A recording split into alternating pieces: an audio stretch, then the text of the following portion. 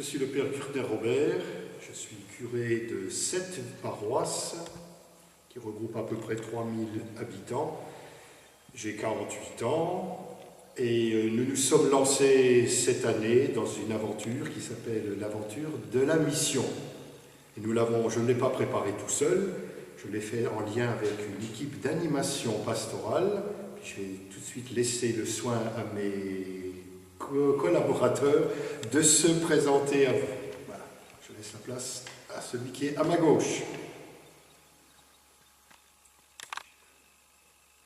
Moi, je suis Richard Alain, 58 ans, retraité. Je fais partie de l'EAP, je m'occupe de la communication et on était de tout cœur avec Robert pour lancer cette mission avec les pères lazaristes. Et puis, je m'appelle Annie Graff, j'ai 57 ans, je fais aussi partie de l'EAP. C'était avec enthousiasme qu'on a dit oui à l'abbé Robert pour commencer cette mission. Je suis Jérôme, j'ai 27 ans et je fais également partie de l'EAP. Et la mission, l'ayant vécue par 2 fois auparavant, je pense que c'est une belle aventure pour sortir certaines personnes de l'ombre.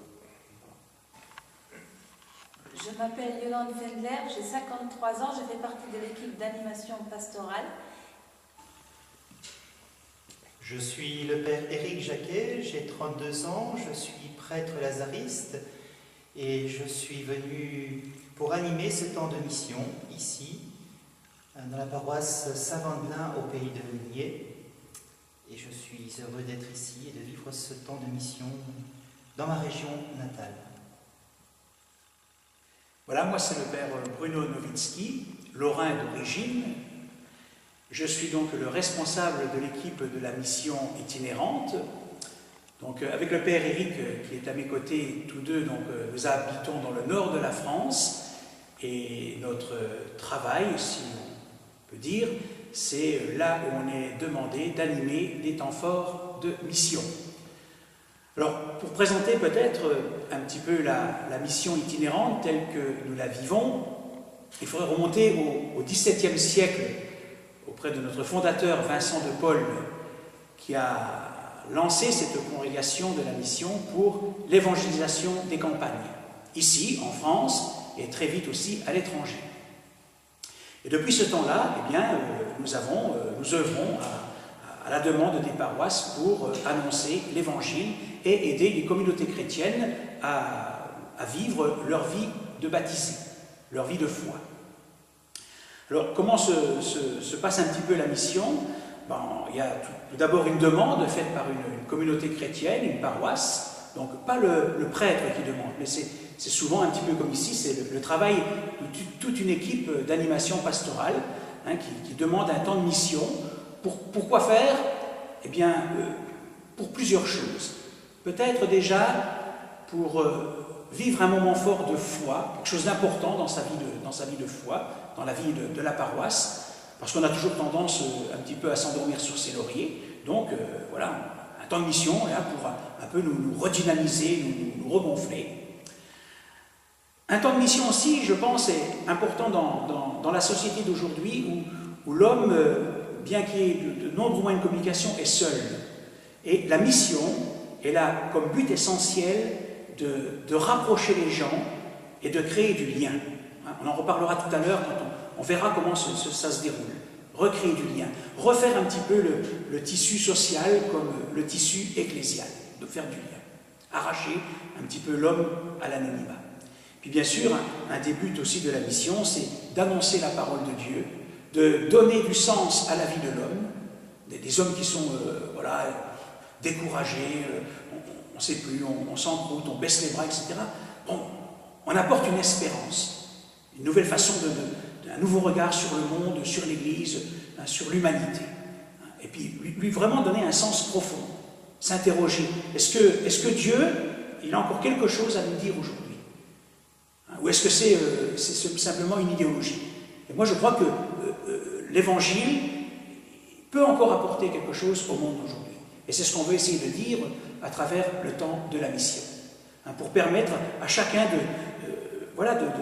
de vivre oui, de vivre ce pourquoi ils sont. Alors comment est né ce projet de mission? Je vous dirais d'abord que tout a commencé en 2003, quand j'ai été nommé curé ici en l'an 2000. Je suis lazariste comme mes deux confrères, et j'avais vécu des expériences de mission de paroisse dans des petits villages de la Meuse.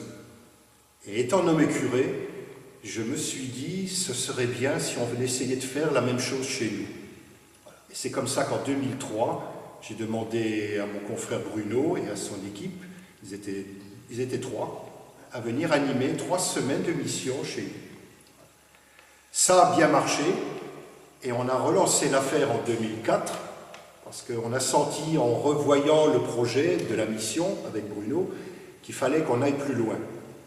Donc, de cette première expérience, on a été beaucoup plus loin, et on a mis en place différents petits services dans nos paroisses. Et entre autres, cette deuxième mission de 2004 a permis la création de l'équipe qui est là autour de moi, et avec laquelle je travaille avec beaucoup de joie. Et sans eux, je ne fais rien. Ça, il faut être clair, hein, on n'est plus prêt à être tout seul. Donc on a relancé l'affaire pour cette fois-ci, 6 ans après, parce que nous nous sommes dit que c'était important de revivre les mêmes choses, hein, des rassemblements du village, et puis d'inviter les chrétiens à aller beaucoup plus loin. On n'est plus seulement chrétien tout seul, on ne vient pas simplement à la messe, on va aussi à la rencontre des autres. Et puis, je me dis aussi que c'est important que chacun essaye, avec son petit possible, de s'engager dans la vie de la paroisse et des communautés. Voilà, c'est ce qui m'a poussé à refaire venir, avec le consentement et le soutien de l'EAP, de relancer cette aventure missionnaire.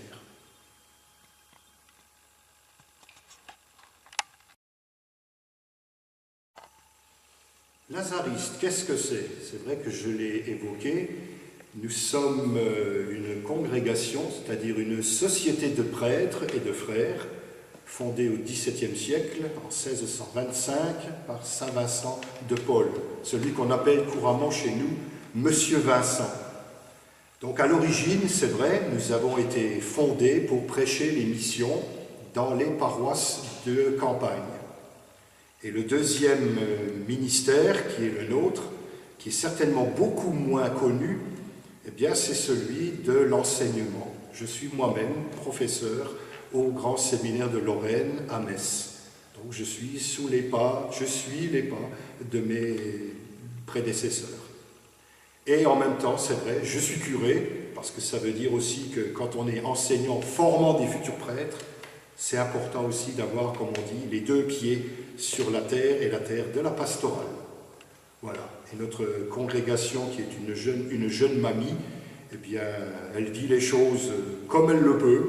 Et je crois que l'émission, ça nous permet de rester toujours fidèles à ce que M. Vincent souhaitait, pour former aussi les bons prêtres dont l'Église aura sûrement besoin.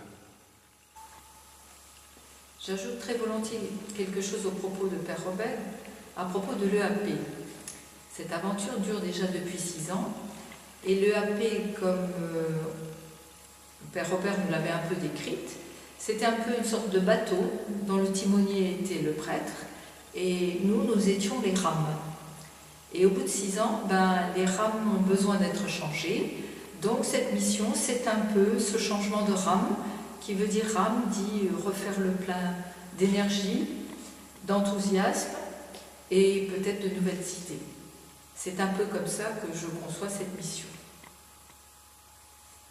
Pour nous lancer dans cette aventure de la mission, pour nous aider en EAP à y réfléchir, j'avais invité plusieurs fois Bruno à venir chez nous rencontrer, pour nous présenter un projet, puis lui dire aussi